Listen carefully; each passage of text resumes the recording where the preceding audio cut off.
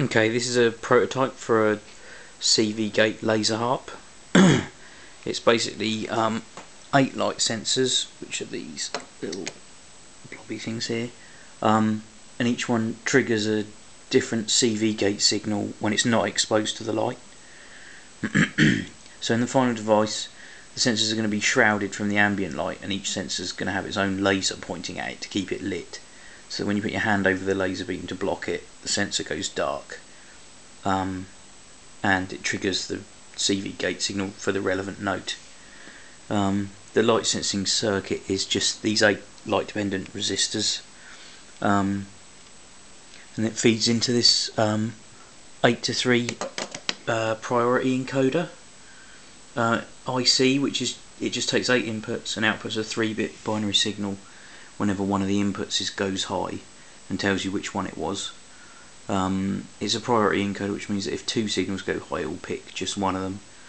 And this is necessary because the synthesizer that I'm using is monophonic, and it can only play one note at a time. So from the priority encoder, we've got 1 digital line that goes high when the beam's being broken, and then we've got 3 digital lines that send a 3-bit binary code to tell it which beam is broken. So that's all we need from the light sensing circuit. The next part is a CV gate interface. For output to the synth, we've got control voltage to select a pitch, which comes up this guitar lead and goes into the back of the synth. And then we've got a gate trigger to switch the note on and off, which goes up this guitar lead to the synth.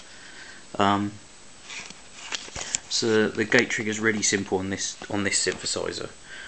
It's just it's an S trigger or a short trigger response. So you just short the 2 wires on the guitar lead, and that turns the note on.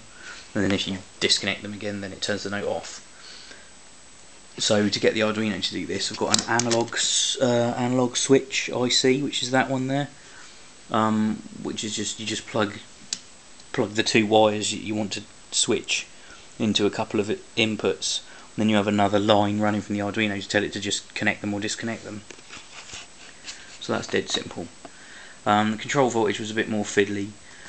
The pulse width analog output that you get built into the Arduino isn't any good for producing a steady voltage, so you need to use a digital to analog converter integrated circuit, which is this little chip on the end hidden by all these wires.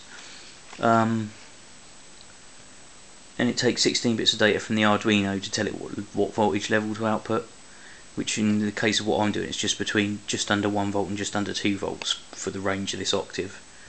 It's got an SPI interface, so you don't need 16 individual digital lines running to it to give it 16 bits of information.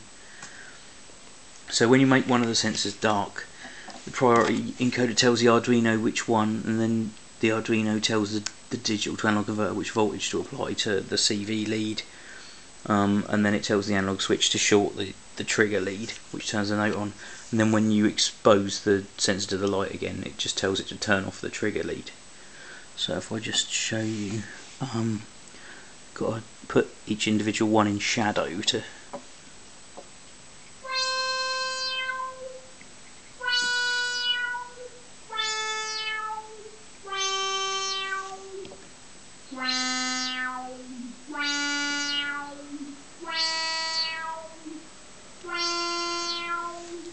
and that's it, and I've just got to wait for the lasers to come from China, which is taking ages.